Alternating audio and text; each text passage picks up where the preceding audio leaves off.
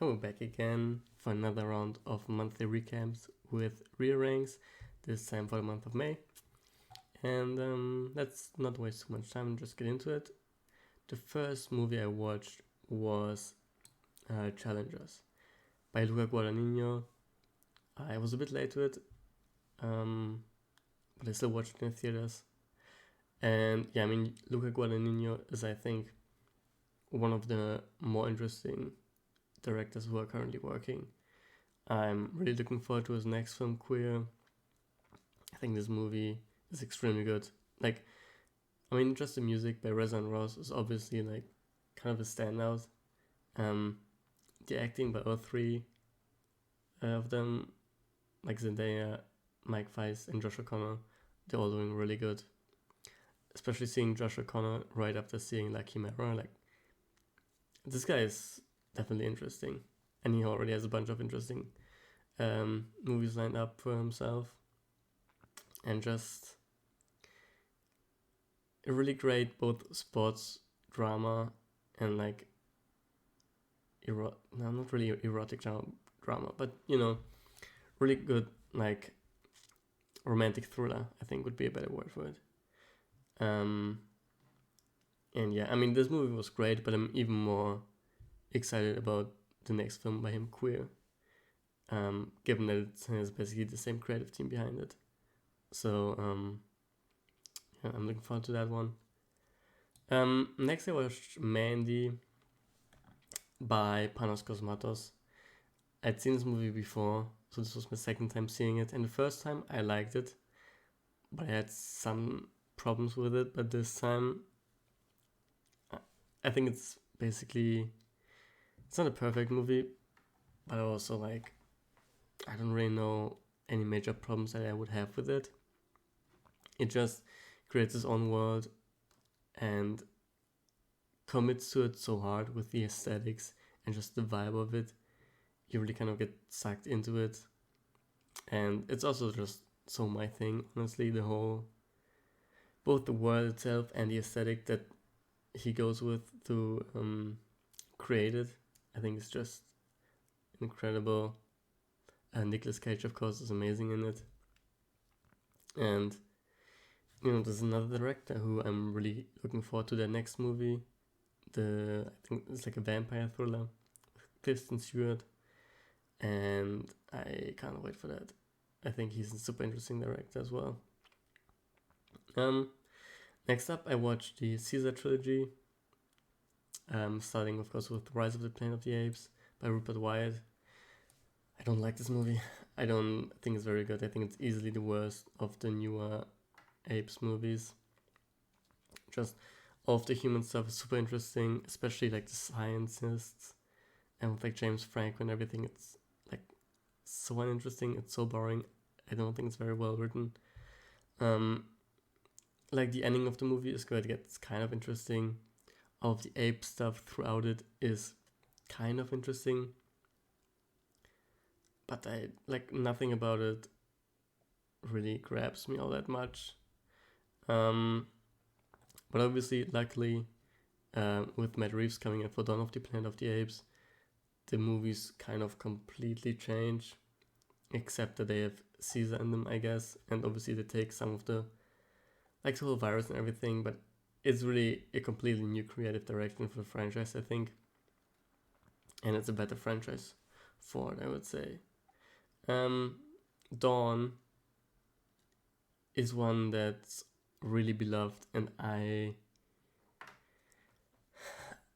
don't love this one either. I think it's definitely a pretty huge improvement over Rise, and especially the visuals of it are pretty great, and Matt Reeves does direct the movie really well. Like there's some stuff in here that you don't see in many blockbusters, but also here, like, honestly, I don't think the writing is amazing. It's good, but especially, again, I think a lot of it comes down to the human stuff. I think the movies get better the less humans are involved in the plot. Honestly, I think they're always the weak point. And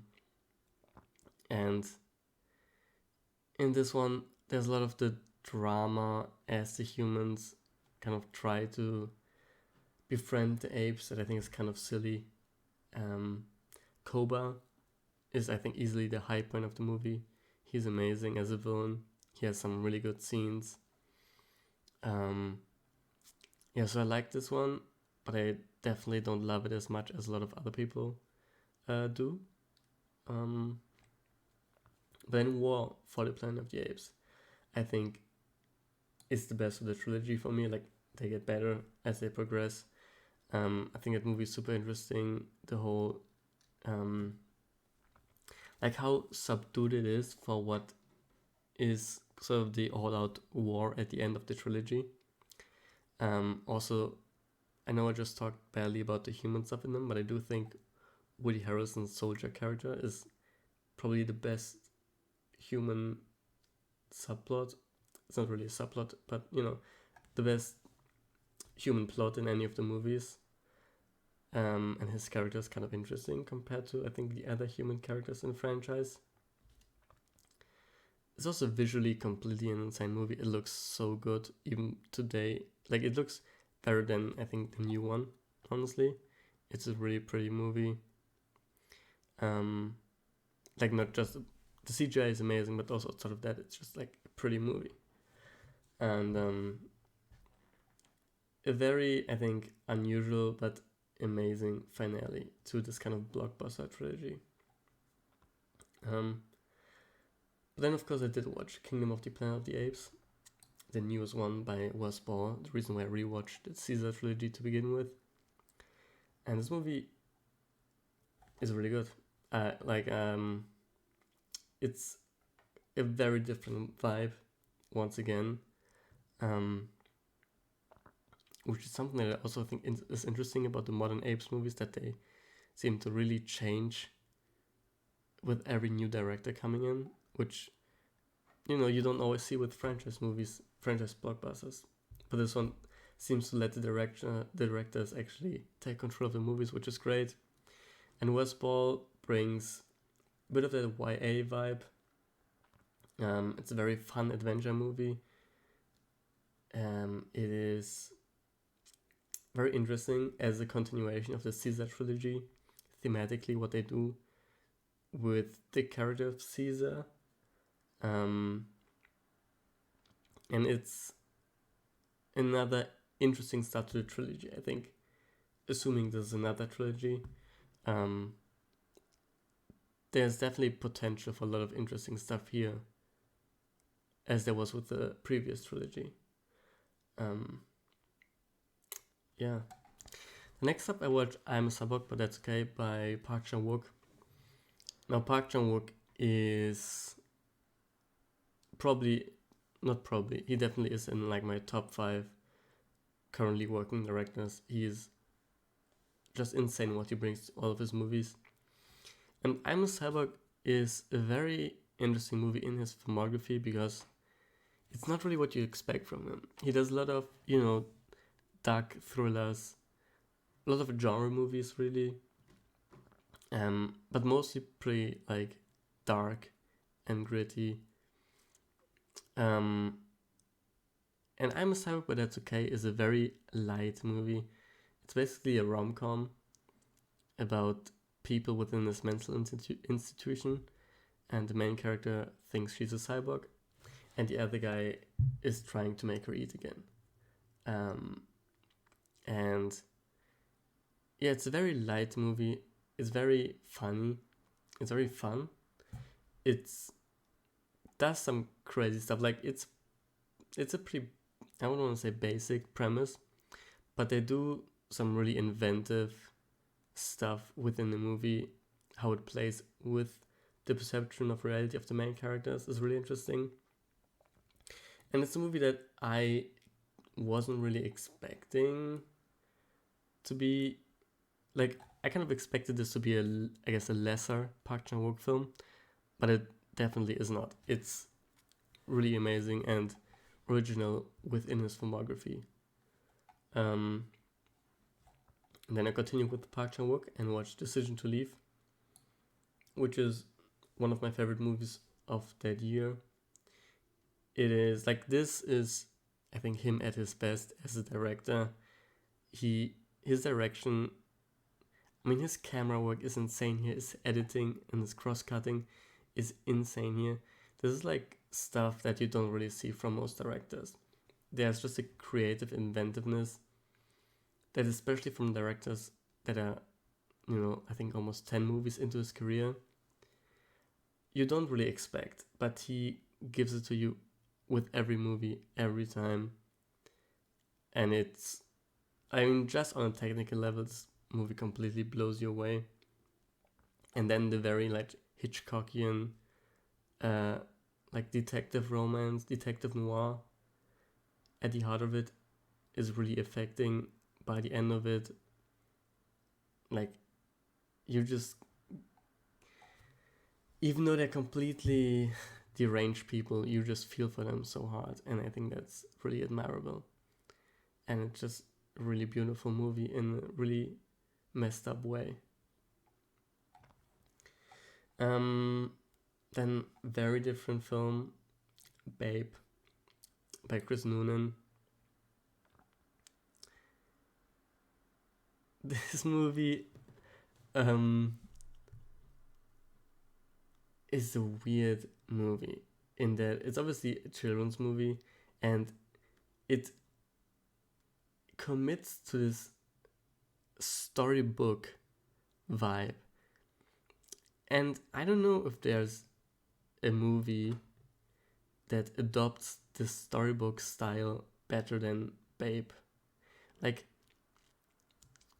obviously it has inherently this fable quality with the animals, but just the way the chapters work, the way the narration works, you really feel like you're watching a children's book that like your parent would read to you. And yeah, like, I don't think it's 100% for me, but it's just super interesting from that angle. And then Babe, Pig in the City by George Miller, and there's a lot of George Miller coming up for the rest of the month, is similar. I mean, this movie is very weird. Like, Babe is weird in that there aren't a lot of movies I can think of that adopt this kind of aesthetic. Babe, Pig in the City is weird in the fact that it's just weird. Like, in the way that George Miller is such an interesting director, I think, because he, of course, is a blockbuster director to a degree. I mean, almost every movie he's made in his career, whether it's like the more recent bigger Mad Max movies, are of course blockbusters. His original Mad Max movies were smaller indie films, but they kind of became, at the very least, cult hits, and they also did pretty well at the time. And then, of course, his Happy Feet movies, the Babe movies, they're very much like meant as children's blockbusters, and so on. But for a blockbuster director, I think people forget how just weird his movies are. Structurally, they're very weird. They're insanely ambitious every time. He swings for the fences and is a storyteller in a way that most blockbuster directors probably wouldn't even get away with. And Babe, Pig in the City is such a weird direction for the Babe movies to go in after the original, where they go in the city and it's this like weird, bizarro, like nightmarescape of a city with like these Orwellian touches. It has clear, like, I would say, Burton influences. It has some wild set pieces that you would expect from like a George Miller almost Mad Max film. And it's like, again, I don't think it's 100% for me, but this movie, you kind of can't help but admire it, that it exists, that you would go there. And I do think, for what it's worth, I do think it's better than the Babe movie. So there you go. Next up, I watched Red Road by Andrea Arnold. And this one, I unfortunately did not like. Um, I don't really seem to get along with Andrea Arnold's style. I've now seen this is the third movie I've seen from her. I've seen the Academy Award winning short film from her, Wasp. I've seen her documentary Cow and now Red Road. And all of them I didn't really jive with. They're not bad movies, not really at all. But she seems to have a style that I just don't really care for. Her approach to social realism works with other directors for me, but for some reason not really with her. Red Road in particular has the like Dogma 95 style that it adopts, which is like one of my least favorite kind of film styles, so that's also another issue. Um, like it works. I think it interesting. There's interesting things in the movie, the way it plays with kind of the rear window voyeurism of it as a thriller, where she like watches people from the outside and slowly invades their life. How it kind of keeps from you what's really going on for a very long time.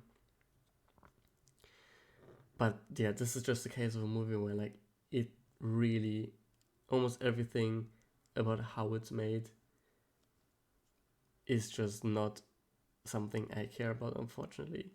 I still want to like I don't want to write off Andrea Arnold because I do think she's an interesting filmmaker. I want to watch Fish Tank. I want to watch American Honey. I want to watch her new movie Bird. And like I want to like them, but so far it just hasn't really worked out for me, I guess. Yeah. The next one, we're back to George Miller with 3,000 Years of Longing, his last movie before Furiosa. This one, I think, flopped pretty hard, and I didn't really hear people talking about it at the time. But I'm really glad that I watched it now because this movie is amazing. Like, this movie, again, has George Miller in love with storytelling, with fairy tales, with mythology, which are all things I love as well. Again, the structure of it, I really like having the different stories in it that are so maximalist and then contrasted with kind of their current situation in the hotel room, the Ginny and Tilda Swinton just talking to each other. And yeah, there's just, he's one of the greatest world builders I think we have right now.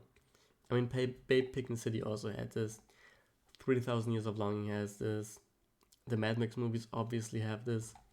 He knows how to create worlds. There are so many interesting moments in 3,000 Years of Longing where something like a weird magic concept or like a new creature or something is on screen for just like a minute and affects the plot and then it's out again. And he doesn't bother to explain it, and I love that. Like, it's a movie that feels so extravagant and magical and really has that vibe of a fairy tale almost, of like, 101 Arabian Nights, which it does reference pretty directly multiple times, but it does have that vibe of just a story within a story within a story. And I really like this movie. Then I finally watched the original Mad Max movies. The first one is it's a very interesting film. It's a very weird film now because there's obviously something we expect from a Mad Max movie. And the original Mad Max isn't that at all. It's barely a post-apocalypse. There's like a functioning society. There's a police force, people live in houses. There's like a law system in place. So it's really like barely, the society is barely at the brink of collapse compared to, of course, the rest of the Mad Max movies, where it's just a wasteland of anarchy and crazy people. but it's still like it's such a great little exploitation film, and I say little, but like it has pretty incredible action and stunts for this kind of indie movie. And like obviously it has it like from the very beginning the Mad Max movie, and maybe I would say almost most obvious in the first Mad Max and Mad Max 2, the kind of western stylings. This movie even sometimes I feel like has some of these horror stylings of the time in a weird way. And yeah, I mean, out of all the Mad Max movies, this is definitely not the first one I would rewatch. And I guess I do think it's a lesser Mad Max film. But the bar for Mad Max movies is really damn high. And this is a pretty interesting movie to at least have seen once and understand where that franchise comes from and where George Miller comes from as well. And then Mad Max 2, The Road Warrior. Obviously a great movie. This is where Mad Max becomes what we know of Mad Max, where it is the wasteland, where it is anarchy, where it is crazy people, where it is insane vehicular combat and chase sequences. This is a movie where I think, this is the first time I've seen it and I liked it a lot. I think, like for me right now, it doesn't come close to Fury Road.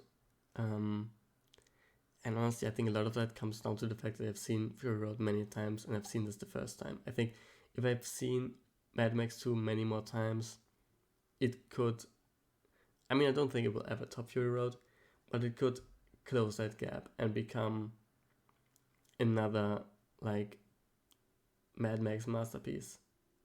Because it has a lot of the elements that a good Mad Max movie needs. And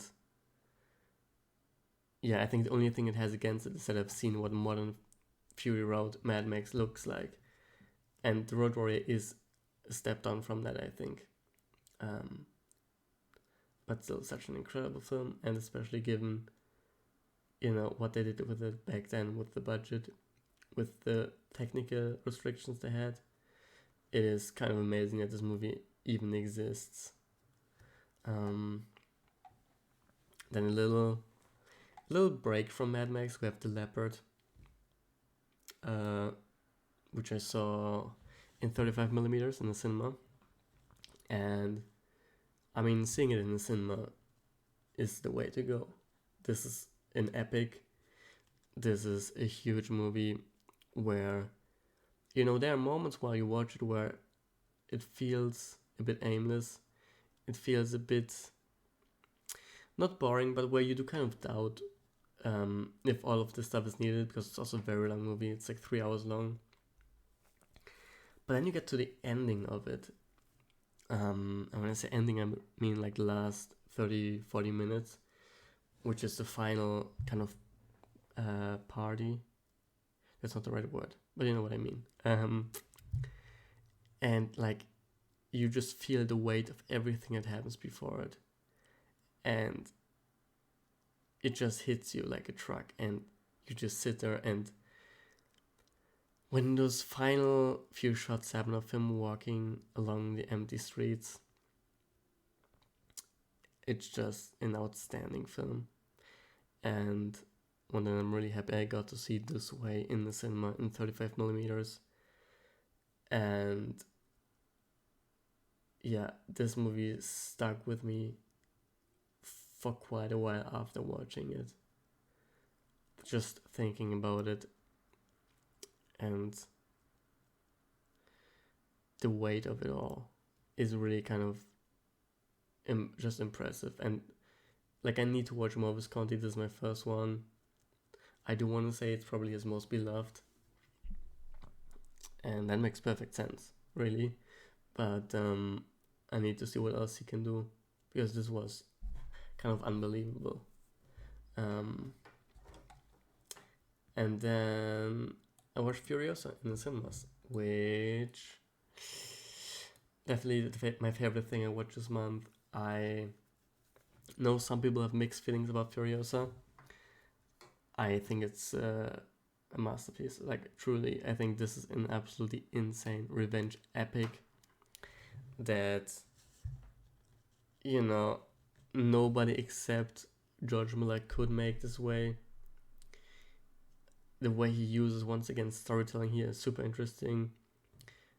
Like, the action scenes, well, it has less. It's not an action focused movie like Fury Road is. But when it does the action, it's as good, if not better, than Fury Road. I think the character work is really strong. Like, the Mantis is one of the strongest characters in the franchise, I think.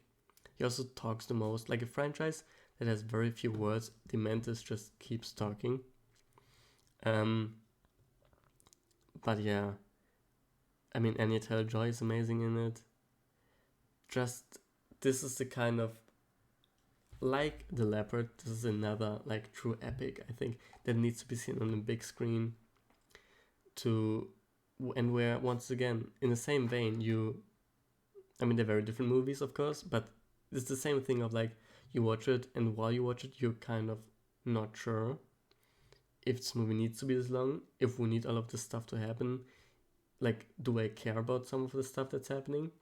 But then the final scene happens, and once again, like, you feel the weight of everything coming down on you, and you need all of the time, even if you don't realize it, to have that ending hit in the way it does, and it really does here, I think. And then, of course, the moment I went home from seeing Furious, I watched Fury Road, because honestly, how could you not? Another really good movie. I think Furiosa's better. I know that's like a hot take. I know most people think Fury Road's better. And I don't think that's a crazy take at all. Fury Road is also a masterpiece. One of the greatest action movies ever made. It is like, this movie is truly insane that it exists. It kind of feels like it shouldn't. What George Miller does here is like unbelievable. And I think there are very few, if any, people in the history of cinema, honestly, who could pull off this kind of movie. And I mean, I don't really have much to say about it. I think everybody knows what Fury Road is. But yeah, Furiosa is better for me, and that has nothing to do with Fury Road being bad. Like I said, I think Fury Road in itself is a masterpiece. Furiosa just hit me in a different way. And I think, is some of that recency bias? Maybe a year from now I'm back to saying, look, Fury Road is better than Furiosa. But I think the fact that that's even a contention for me, that Furiosa could be better than Fury Road, is kind of unbelievable, because Fury Road does feel like a lightning in a bottle kind of hit, where like, how can this movie be made? And the fact that George Miller just like does it again is unbelievable, and I think speaks to his talent as a filmmaker. Yeah, and that's it. I mean, I watched some really good movies this month. I watched a lot of George Miller, who is a fascinating director, like I've said many times. And yeah, that was May for me. Looking forward to June. And that's it from me. Bye bye.